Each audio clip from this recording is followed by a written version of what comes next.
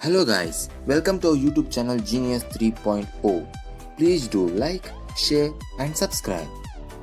In today's video we are going to give some information about an aurora, forms of aurora, color and wavelength of auroral light, change with time and non-terrestrial aurora.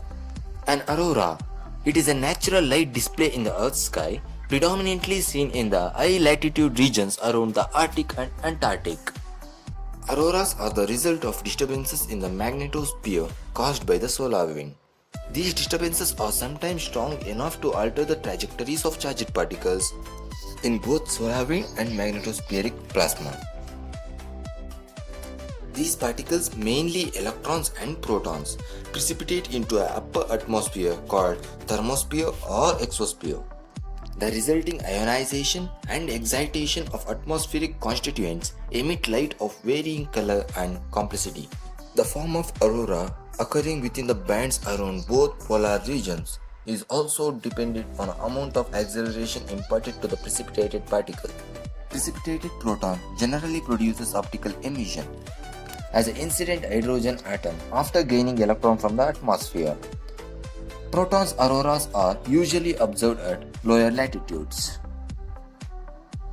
Most auroras occurs in band known as the auroral zone, which is typically 3 degree to 6 degree wide in latitude and between 10 degree to 20 degree from the geomagnetic poles at all longitudes.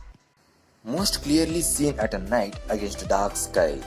A region that currently displays an aurora is called the auroral oval, a band displayed towards the night side of the Earth.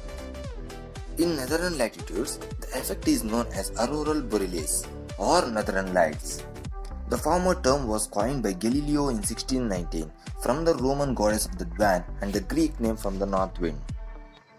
In southern counterparts, the effect is known as the aurora australis or the southern lights, as featured almost identical to the aurora borealis and changes simultaneously with change in the northern auroral zone. The aurora australis is visible from higher southern latitudes in Antarctica, Chile, Argentina, New Zealand and Australia. Now let us know about the forms of aurora. According to Clark, there are 4 main forms that can be seen from the ground, from least to the most visible. First form is a mild glow near the horizon.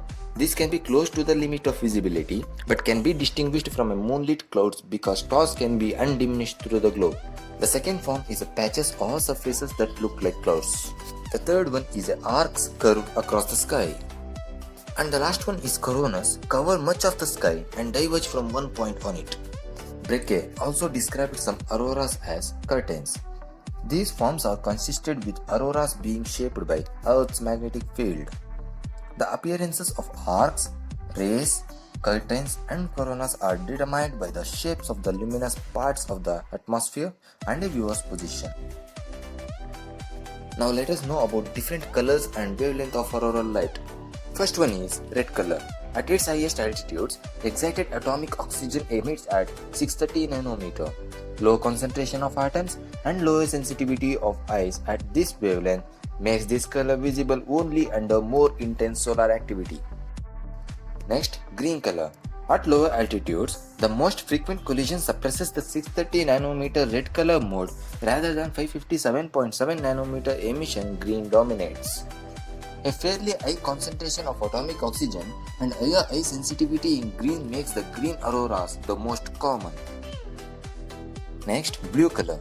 At yet lower altitudes, atomic oxygen is uncommon, radiating at a large number of wavelengths in both red and blue parts of spectrum, with 428 nanometer being dominant. Fourth one is ultraviolet.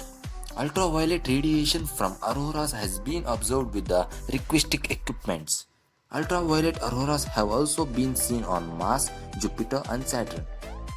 Last one is infrared. Infrared radiation in wavelengths that are within the optic windows is also part of many auroras. Now let us know how auroras change with time.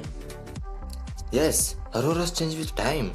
Over the night they begin with a glow and progress towards coronas. Although they may not reach them, they tend to fade in opposite order. Auroral radiations. In addition, the aurora and associated current produces a strong radio emission around 150 kHz known as auroral kilometric radiation (AKR), discovered in 1972. Auroral noise. First you listen the noise of aurora, then I will explain about it.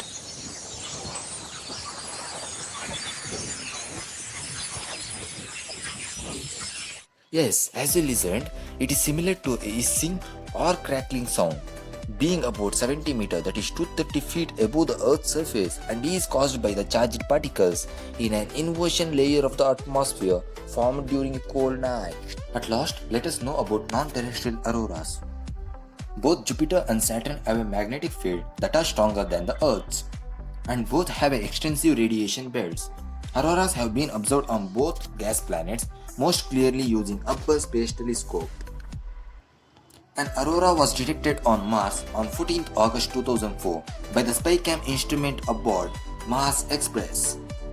Please support us by subscribing our channel and clicking on the bell icon. Thank you for watching.